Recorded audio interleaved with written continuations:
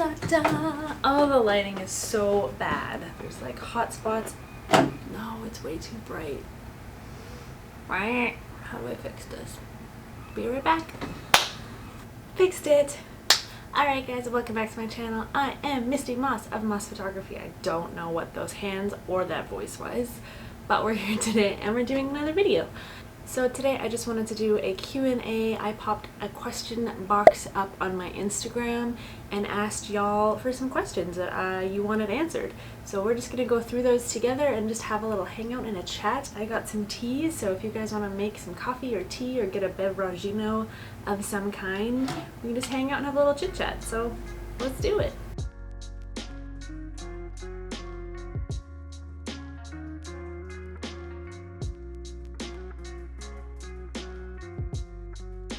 Very picturesque thing of tea.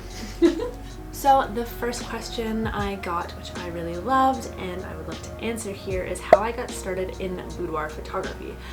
So my journey actually started in kind of a sister niche of art, which was burlesque. So I started shooting burlesque first. I guess my history with photography is I've always been a photographer first. I've always had a camera since I was like 12. I grew up in the dark room in high school, that's why I'm so bloody pale. I have just always been around cameras. I've always been taking pictures of people, especially subjects, and really just capturing people's emotions.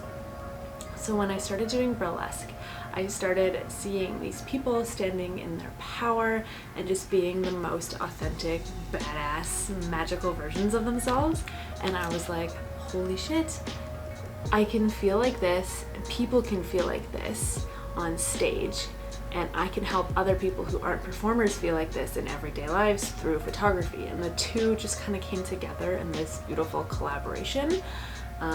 Yeah, and I've just been doing it ever since. So I started burlesque 5 years ago and I started boudoir photography 5 years ago, and the two have kind of always danced hand in hand for me.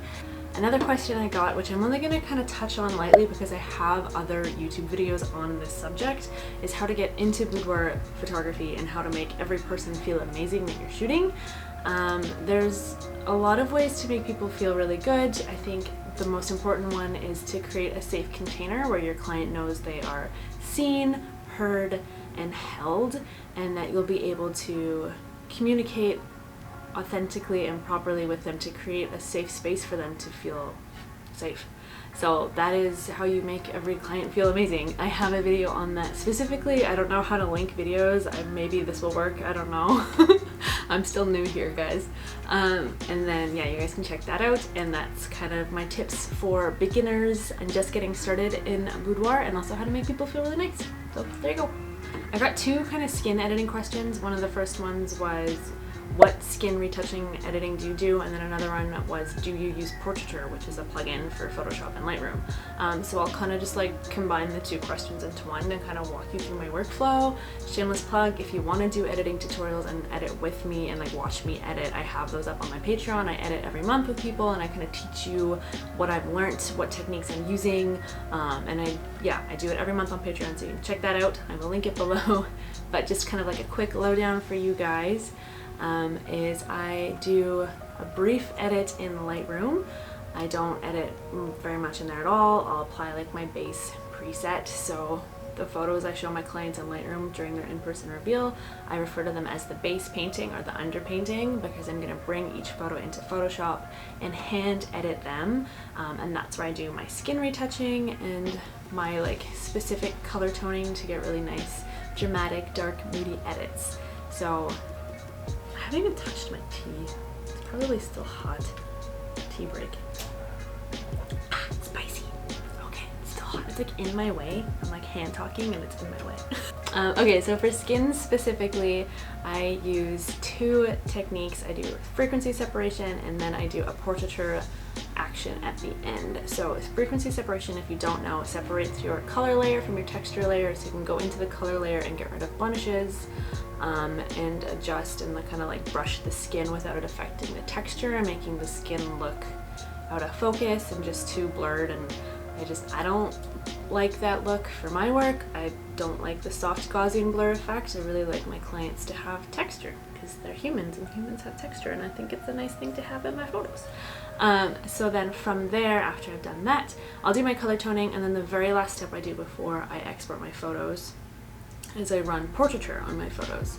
I don't think portraiture is a super strong skin retouch on its own. It doesn't really get the details the way that I like to hand edit the details.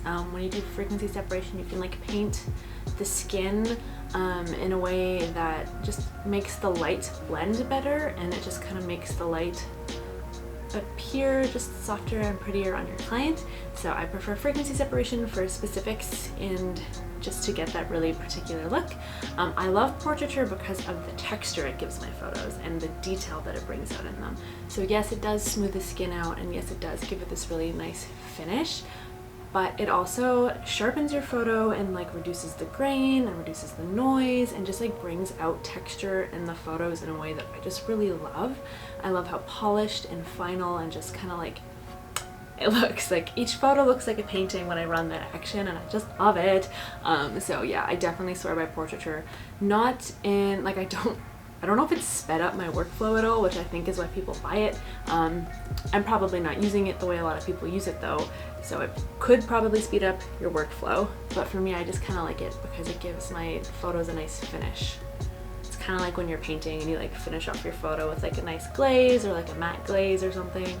I kind of feel like portraiture has that kind of effect where it's just kind of like this nice like final touch to the image. Oh, okay. I got so many questions, you guys. I'm gonna do 3 more, just because I feel like this video is getting really long.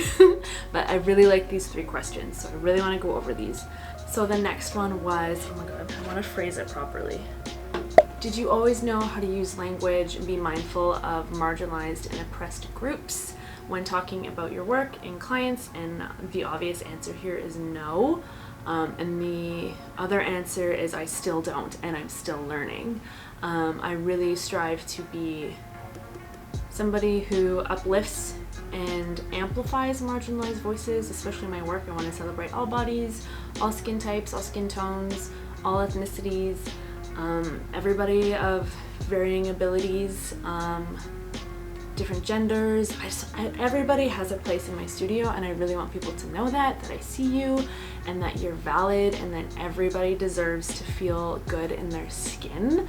And I also think as a white person with a platform and a medium-sized following, small to medium-sized following, that it's my social responsibility to talk about things that come up that need to be talked about, like racism and Black Lives Matter and all of these things that are wrong with our culture and our society that we all have a responsibility to do better on. I think it's all of our responsibility to just do the fuck better. Am I allowed to swear on YouTube? I just did it. To make life better for those who have been more oppressed and are marginalized by this culture. So no, I didn't always know how to talk about it. I've messed up. I will continue to mess up, but that's part of learning. When you learn to ride a bike, you don't just get on the bike and ride it perfectly. You have to fall down a couple times, and you have to have people teach you and call in what you're doing and adjust your technique. And yeah, it's like if you're watching this as somebody who wants to do better, but you're holding yourself back because you're scared, you just have to learn, and you have to kind of just make mistakes, and that's part of the learning process. So I really encourage you to just try. It's okay to look dumb. It's okay to mess up. If your heart is in the right place and people can tell that you're authentically trying to be better and to help people, you're gonna get call-ins, not call-outs, where people can help you learn and can help adjust your technique so that you can be a better ally and all that fun stuff. So I really, really like that question. Thank you for asking that. And everybody who's watching this, let's all do better, and let's help our friends and our family who are just have more of society's boot on their throat. I think that's really, really important to be mindful of your privilege and how you can utilize that privilege to lift up those who don't have as much privilege as you do. So, yeah. Oh, okay, this one's really good. I'm just gonna read it on my phone. What's made you not be bored and continue again and again? What is your main motivation? I love this question. What makes you not bored? Humans, every human is so different. Like, how could you be bored working with humans? Everybody has their own story. Everybody comes from a different place. Everybody has a reason for being in front of the camera and for sharing their story with me. And sometimes clients, maybe they don't open up as deeply as they want to, or maybe as deeply as I want them to. But that doesn't matter, because in that moment, they're still entrusting me to share on this journey with them. And that is just so special. And sometimes when you get really busy, I think you can forget about how special it is to work with people in this really intimate and vulnerable space. So I try to be grateful for my work and my clients every day. I journal every morning, and during my journaling, I have a section where I just have gratitude. And almost every day I write, like, I'm grateful for my clients, I'm grateful for this work, I'm grateful that I get to make art and change lives. So yeah, that's my main motivation. I have it written on my calendar, or like my planning calendar that I use to, that I kind of use as my compass. And it says, my art heals my clients and my clients heal me. So I think that's really my motivation there. And how do I not stay bored? I think that's also a separate question almost, because my motivation is my clients and helping people heal and being healed in return by my clients. But I do shoot in my studio, and sometimes it can get a little repetitive, so I think it's important to recognize how important it is to create just for the sake of creating, and scheduling in your own creative projects. If you just say, like, oh, I'll make that one day, like, it's never gonna get done. So you need to, like, actually put it in your calendar. Like, I will put stuff in my calendar and I'm like, do this creative photo shoot, blah blah blah blah, and I'll, like, make sure it's in there for a date, it's blocked off, so that way I look at it and I'm like, oh yeah, I have to create for myself. Even if I feel burnt out, it usually ends up making me feel fuller, and it kind of fills my cup up. So keep being creative for just the sake of creating, and just fart around, and don't forget that art is fun. Art's just fun. You're supposed to fart around and just create stuff, and just do that. Don't get too stuck in it. Don't take yourself too seriously. It's fine. Last one. This is like more of a gear question, which is really out of my comfort zone. If you guys saw my what's in my gear bag, I was very much like, I don't really pay attention to gear. Ooh. So this one is, how's the mirrorless camera working out compared to your last camera, pros and cons?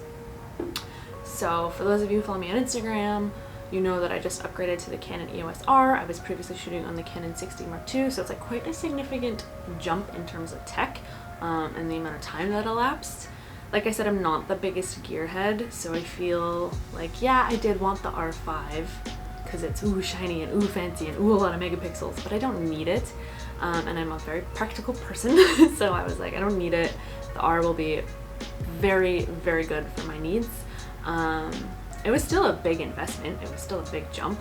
I'm so glad I did it. It was a little bit of a learning curve, but I kind of just like threw myself into it. There was a couple things on the R that kind of like threw me off for a little bit. There's probably a way to turn this off, but when you're doing live view mode, it knows when your eye is at the viewfinder, and it'll switch automatically between live view and then viewfinder mode, which is great in theory. And I was like, oh, that's so cool. That's technology at its peak.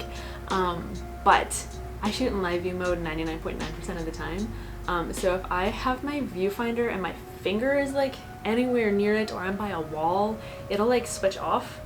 Which doesn't sound like it would be that much of an inconvenience, but it's a huge inconvenience, and it happens like so many times during a shoot where I'm like, frick, I can't see anything, because I'm always shooting live view, because it just allows me to connect better with my clients. So that I would say that's the biggest con. I can probably turn it off. I honestly haven't looked that much into it yet, because I haven't been able to navigate around it. It's been fine.